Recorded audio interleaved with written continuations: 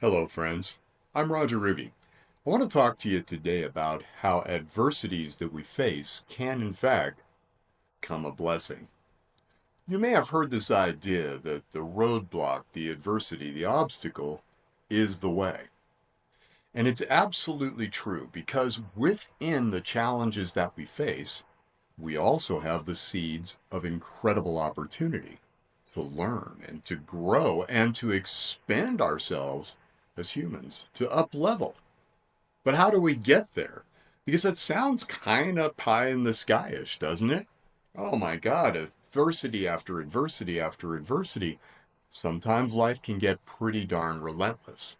And when we're in that place of feeling a bit like a victim, a bit beat up, well, that's a sure sign that we've lost our personal empowerment, that our resilience bank account is in overdraft protection or maybe approaching bankruptcy.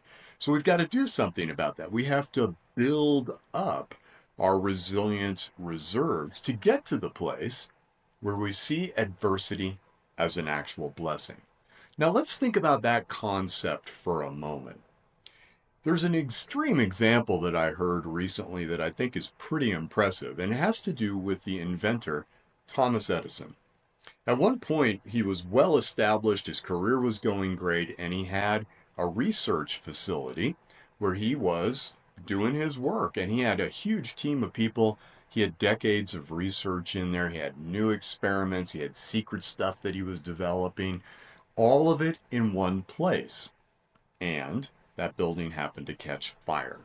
So he was notified at his house that his life's work was going up in flames. And what did he do? He went right to the scene with his family and he watched this incredible fire happening. And it was really an interesting fire because it had all kinds of strange colors in the flames, some of the compounds he had in that particular building. Okay, that aside, what he said to his son was, hey, go get all your friends, go get your mom, bring everybody over, bring as many people as you can to watch, because they're never going to see a fire like this again in their lifetimes. He was excited about it. He even made a comment that, well, at least we're getting rid of a lot of the debris and stuff we didn't need anymore. We'll be able to start over. That was his attitude right from the beginning. But it got even worse. That building was built to never burn. It was like the Titanic of buildings. And so as a result, the insurance was lower in terms of replacement. So what ended up happening was when everything was said and done and all the damage was done and everything that was lost, he only got a third of the money necessary to replace everything. So now he's in a fiscal deficit. He's lost everything. What are you going to do? He rallied. He put people on double shifts. He rebuilt everything. And at the end of that year, he was back into a $10 million profit. And back then, that's the equivalent of $200 million today. That is amazing. And the coolest part about it was he was not faking his excitement over this. So, what does that say about Mr. Edison? A very high level of resilience because he was able, in the moment of an incredibly dramatic thing, to see the benefit and possibilities. He accepted what was, he focused then only on what he could control. Let's watch an amazing fire and be entertained, and then let's rebuild.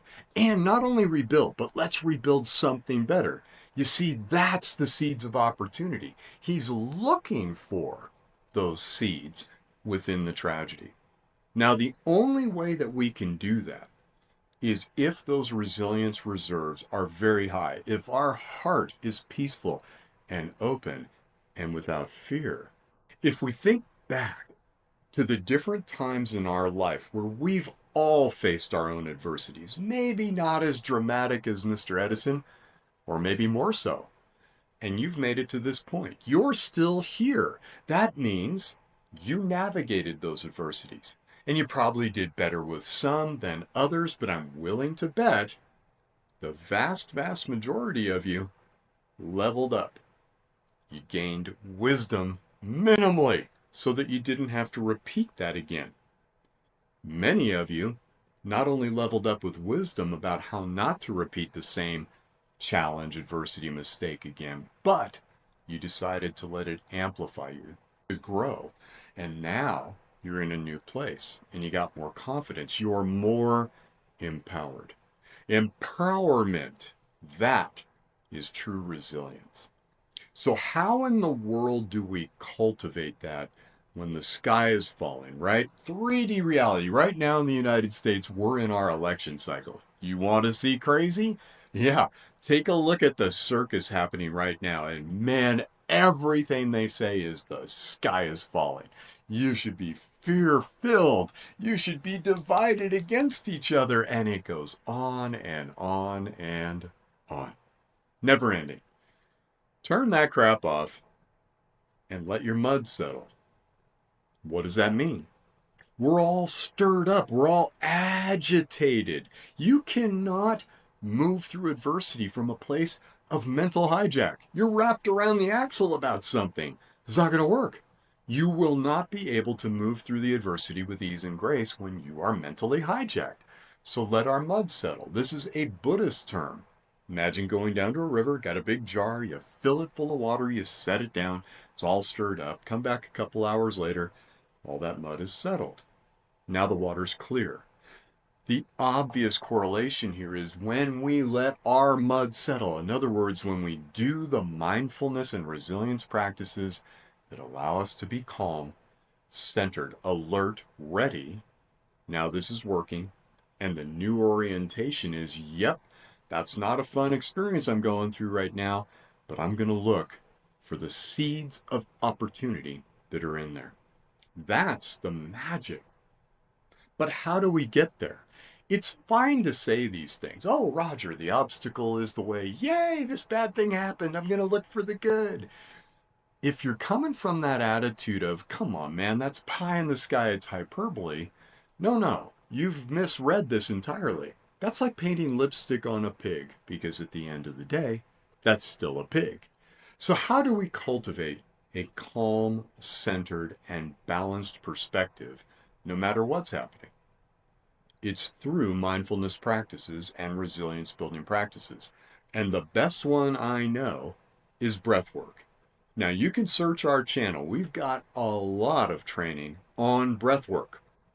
And virtually all of it comes from the person who I feel is the most well-rounded in terms of breath work and its resilience building practices.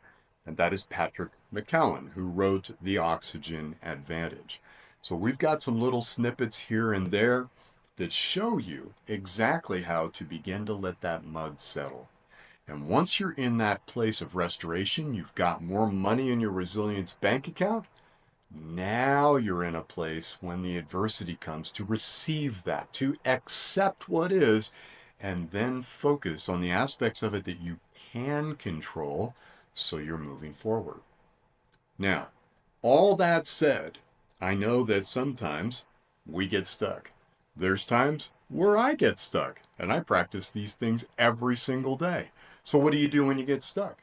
You reach out to a mentor, a guide, a coach, and you work with them to get through the obstacle or adversity that's been placed in your path that for whatever reason, you can't seem to find your way around. It's just got you stuck. That's what I do. I help people get unstuck. I help people become empowered so they can move forward. Now, to be clear, I don't solve your problems.